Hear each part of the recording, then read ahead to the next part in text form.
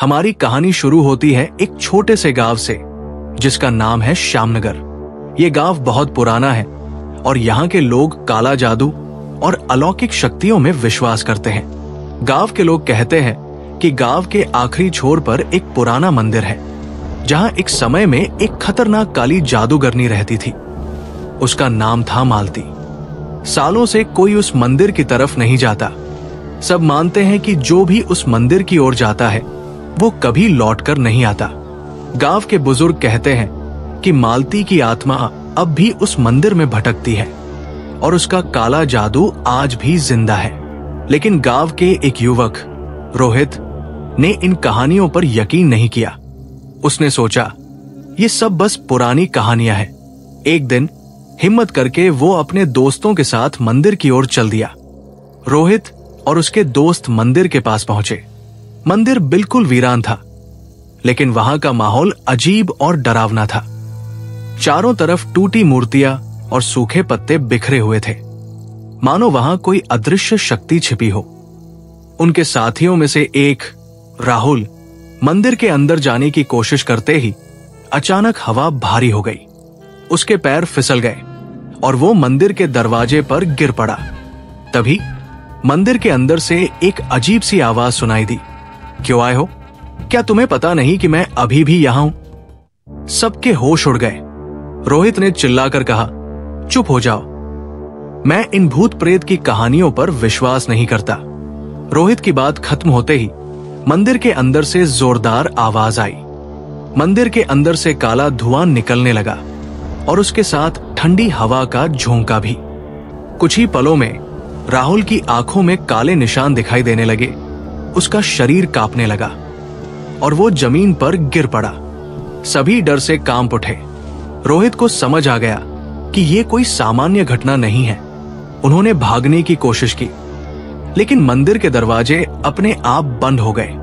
ऐसा लग रहा था कि मालती की आत्मा ने उन्हें बंदी बना लिया है। रोहित और उसके दोस्तों को एहसास हुआ कि उन्हें इस श्राप से छुटकारा पाने के लिए कुछ करना होगा।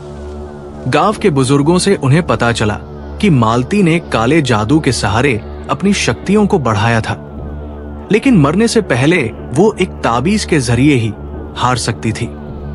ये सुनकर वे गांव के एक साधु के पास गए।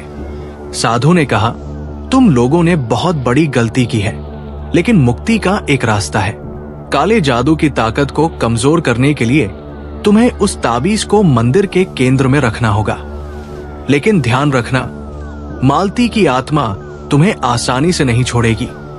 रोहित और उसके दोस्त साधु द्वारा दिए गए ताबीज के साथ फिर से मंदिर पहुंचे, लेकिन जैसे ही उन्होंने मंदिर का दरवाजा खोला, मालती की भयानक आत्मा ने उन पर हमला कर दिया।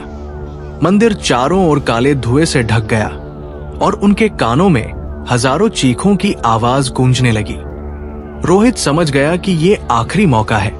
ताबीज को उठाकर उसने मंदिर के केंद्र में रख दिया। कुछ ही पलों में एक तेज रोशनी चारों ओर फैल गई और उसी के साथ मालती की आत्मा की भयानक चीख सुनाई दी। काला धुआं धीरे धीरे गायब होने लगा। मालती का काला जादू नष्ट हो चुका था और मंदिर में शांति वापस आ गई। रोहित और उसके दोस्त आखिरकार मंदिर से बाहर निकल आए। वे जीवित थे, लेकिन वे कभी उस भयानक अनुभव को भूल नहीं सकते थे। उन्होंने गांव के लोगों को इस काले जादू और श्राप की सच्चाई बताई। गांव वालों ने मंदिर को फिर से सुरक्षित कर दिया और रोहित ने सीखा कि कुछ चीजों को बेवजह नजरअंदाज नहीं करना चाहिए। काले जादू और श्राप की शक्तियां वास्तव में खतरनाक होती है, जिनसे बचने का कोई तरीका नहीं होता अगर तुम खुद जागरूक नहीं होते। आज की कहानी आपको कैसी लगी?